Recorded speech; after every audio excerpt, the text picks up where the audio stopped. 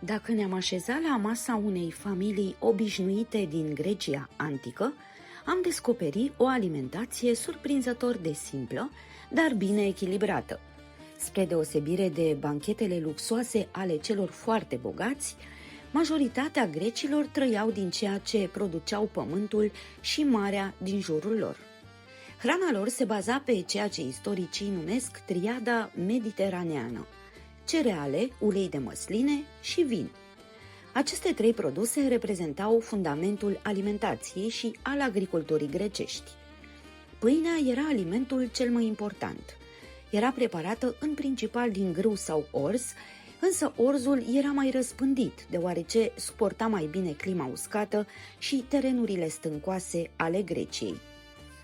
Din făină se făceau pâini, turte plate și diferite produse coapte care însoțeau aproape fiecare masă. În familiile mai sărace, pâinea era adesea suficientă pentru a ține locul unui fel principal. La fel de important era uleiul de măsline. Acesta era folosit aproape zilnic, atât pentru gătit cât și pentru asezonarea mâncărurilor. Măslinele și uleiul reprezentau una dintre cele mai valoroase resurse ale Greciei și erau exportate în multe regiuni ale lumii mediteraneene. Pe lângă pâine, mesele includeau frecvent măsline, brânză din lapte de capră sau de oaie și numeroase legume. Ceapa, usturoiul, prazul, varza, castraveții și diferite verdețuri apăreau des în alimentația zilnică. Grecii cultivau și consumau linte, năut, bob, o rudă a fasolei și mazăre, leguminoase care reprezentau o sursă importantă de proteine pentru populația obișnuită. Fructele completau mesele aproape în fiecare sezon. Strugurii, smochinele, rodiile, merele și perele erau consumate proaspete atunci când erau disponibile. Pentru lunile reci, multe dintre ele erau uscate și păstrate în vase de lut. Nucile, migdalele și alunele erau apreciate atât ca gustare, cât și ca sursă de energie. Peștele ocupa un loc important în alimentația celor care locuiau în apropierea coastelor. Sardinele, anșoa, tonul, macroul și alte specii erau pescuite în Marea Egee și Marea Ionică. Se consumau și fructe de mare, precum caracatița, calamarul, midiile și scoicile. O parte din pește era sărată sau uscată pentru a putea fi transportată și păstrată mai mult timp. În schimb, carnea era un lux pentru majoritatea oamenilor. Oile, caprele și vitele erau crescute mai ales pentru lapte, iar oile și pentru lână.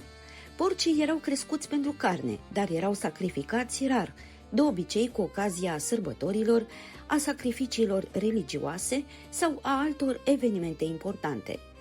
Din acest motiv, mulți greci mâncau carne doar în timpul marilor sărbători religioase.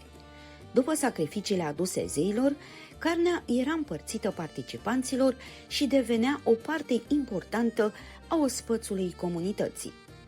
Laptele proaspăt era consumat mai rar, deoarece se altera repede în climatul cald. În schimb, brânza era prezentă aproape zilnic și constituia una dintre cele mai importante surse de proteine și grăsimi. Un aspect interesant este că grecii nu cunoșteau zahărul. Atunci când doreau ceva dulce, foloseau miere. Cu ea preparau prăjituri simple din făină și susan sau îndulceau fructele și diferite deserturi. Mierea era considerată un aliment prețios și era folosită inclusiv în unele ritualuri religioase. Vinul era băutura obișnuită la masă, însă aproape niciodată nu era consumat nediluat. Înainte de a fi servit, era amestecat cu apă într-un vas mare numit crater. Grecii considerau că doar barbarii beau vinul pur, iar consumul excesiv era privit ca un semn de lipsă de cumpătare. Programul meselor era diferit față de cel de astăzi. Dimineața începea cu o masă ușoară, formată din pâine înmuiată în vin diluat sau apă, însoțită uneori de măsline ori smochine. La prânz se mânca ceva simplu, iar masa principală avea loc spre seară, când întreaga familie se aduna după terminarea muncii. În marile orașe precum Atena, familiile înstărite organizau uneori banchete, cunoscute sub numele de simpozioane.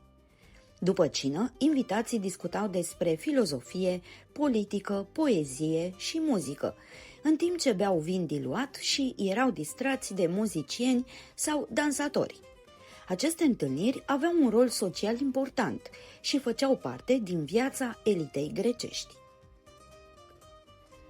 Viața spartanilor era însă foarte diferită. Spartanii puneau accent pe disciplină și simplitate, iar mesele lor erau austere.